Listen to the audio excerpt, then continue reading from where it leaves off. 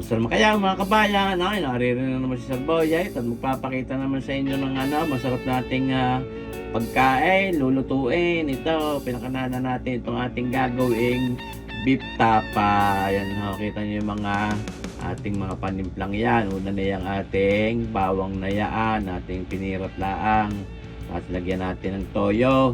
Ayan ho, mga 4 na kutsarang toyo, 3 kutsara nitong oyster sauce, at isang kutsaritang paminta. Yan ho, sundin nyo lang rin mga panimplang inalagay ko at parehong lasa ng ating tapa. Mga kulang-kulang 1 kutsaritang asin at yan ho, mga 2 kutsarang sukang Kapampangan. Pwede naman hong red cane vinegar ang gamitin nyo. Tapos ito, meron tayong Sprite. Yan ho. O, huwag nyo ilalahat. Wala malalag. O, kaya anong iyan? Yung mga sakto lang nasukat ng Sprite. Ito, 1 pirasong beef broth cube, papatingkan ng lasa ng beef. Ayan, syempre. Yung ating gagawing beef tapa diyan ay kung tawagin kabilugan. Ayun ho. Kakay magtatanong sa bilihan ng karneng baka, gusto niyo yung kabilugan at ipagayat nyo ng manipis. Yung aking gagawin tapang yan nasa 1.1 kilos. Yan. Ating ibababad na yan diyan, syempre. Talagang dapat yung magandang pagbabad niyan at para talab ang lasa niyan ating mga ginawang formula. Ayun, ginawang panimpla sa inyong napanood na yan. Ito, napakaganda ho kung tutusin. Susundin nyo lang yung ating ginamit na yung ating sistemang iyan, pati yung mga panimplang ipinaglalagay natin. Ay pwede rin yung pang negosyo yan. Magpa-order na kayo. Bali ho ang pagkakabili ko dun sa karning iyon ay 410 pesos. O ipagpalagay na tayo mamumuhunan diyan ng hanggang mga halagang 480 kasama na yung lahat ng mga panimplang iyan, 450 to 480. Yan ay 1.1 kilos.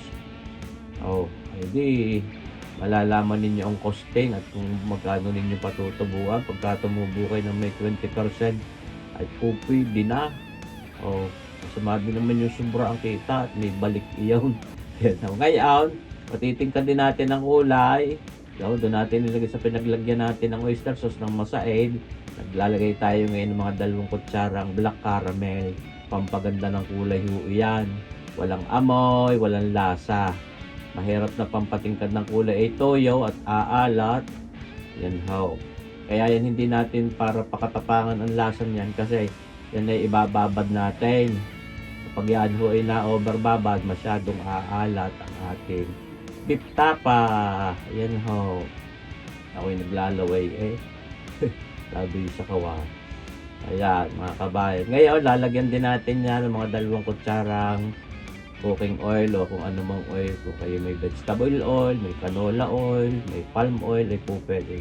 Yan ho para maiwasan na madry ang ating tapa pag ating niluluto na. Kumbagay manunuot din sa tapa natin yung parang mantikang iyo. Ngayon tatago muna natin yan, tatakloban natin maigay at ating isisiyot yun sa frigidaire, sa rep. Ayan, kaya ho frigidaire ang tawag ko sa rep.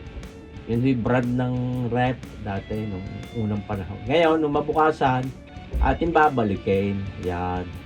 Hahaluin natin ng balanse ho ang pagkakapagbabad. Kumbaga pare-pareho ang lasa niya. Hindi yung may mas matapang ang lasa, may mas matabang. Ayan. Pero ako nga, huwag magpakakaalatan. Kaya susundin nyo lang kung ano yung aking mga ipinaglalagay. At siguradong pareho ang magiging lasa ng ating beef tapa. Ayan. At ngayon, after 2 days, ayan, almusal. Aking binabaha-bahagi ng gaya, pinaglalagay natin sa plastic at ang sa gayon pagsasunod na pagluluto ay dukot na lang ng dukot kada plastic at yun lang iluluto para hindi laging ilalabas mo lahat yan, balot-balot na. Ngayon, magpiprito tayo ng ating almusalin. Siyempre, para talaga mapurbahan ng sarap pero hindi ho ako talaga magkakamali dahil sanay na ho ako doon sa aking timplang iyon. Alam ko na ang lasa kung tutuusin. Kaya sundin nyo lang yan at nakaw, hindi ako mapapahiya sa inyo mga kabayan. Yan ho, kagad na ng gayat yarin ba akong arin nung kubili kay kabayang Danpol Tolentino. Yung sa Paul and Anday fresh beef, ating suking bilihan. Ayan. Yan ay kabilugan. Tapos pinagayat ko na rin ng malipis. Papagayaan. Allah. Tunay na. Ayan, pwede mong pang ula, pang almusal, kahit anong oras, kahit pang tanghalian o hapunan, pwede yan. Diba, kung gusto may pulutanin din, bakit hindi po pwede? Yung ang kalamyas, pinupulutan, iyan pa. Diba, ako'y napatawa sa kalukuhan ko. Ayan, ay diba kay atin lang yung binabalik ulit. Yan huy nakatas.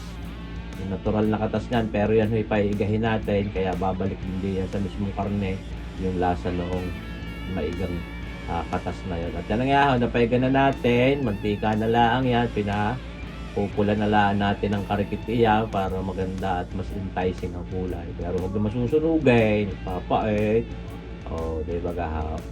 Ay, mga kabayan, diba kayo wala nang problema, menos ang inyong gastos kaysa bibili kayo ng mga sadyang gawa ng mga beef tapang papagaya, kamamahal din naman. Pag ikaw gumawa, makakamenos ka.